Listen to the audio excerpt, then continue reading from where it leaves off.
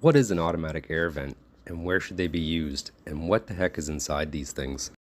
Today I'm going to go over the automatic air vent, or cheater vent as some people call them. You can see on the front of the box it tells you how many fixtures this vent can do. Now typically I don't like to see them on any more than just a single bathroom group.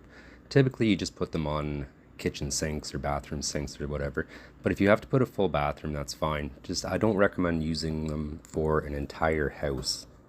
You can see on this image from Odie's website that on the left it's a house normally plumbed with stacks. On the right it still has a main stack. So again, I don't recommend just primarily relying on these vents because they do only work off negative pressures. So what that means is these vents allow air into the drain to equalize the pressure in the drain. If you have positive pressure in your plumbing system, these are not going to work. And the only time I've really seen that before is I saw someone try to put one of these on a sewage ejector pit. And what it actually did was when the pump would go off, it would literally shoot water out of their toilet. Now you can see here, the bottom of this accepts both 1.5" and 2" piping. Now the only reason I showed that is because it actually took me a few years to figure that out. I used to put a 2 by 1.5" bushing in the bottom of those, and then one day I realized the pipe actually just goes in at 1.5". So what I'll do is I want to make a nice clean cut on this so I can show exactly what's inside. I didn't want to just grab the Sawzall, but I've always been curious what's inside these things.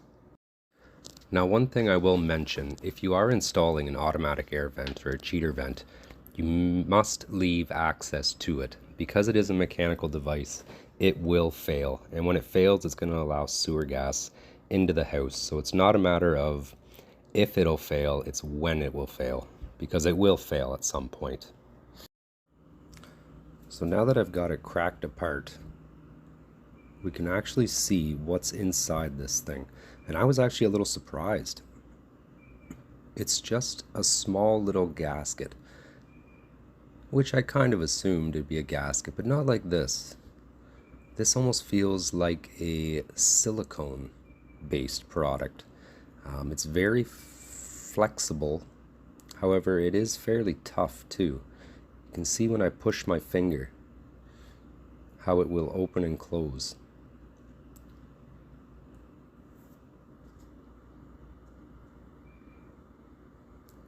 And that's all that's inside these things. Alright, thanks again for watching and check out our other videos.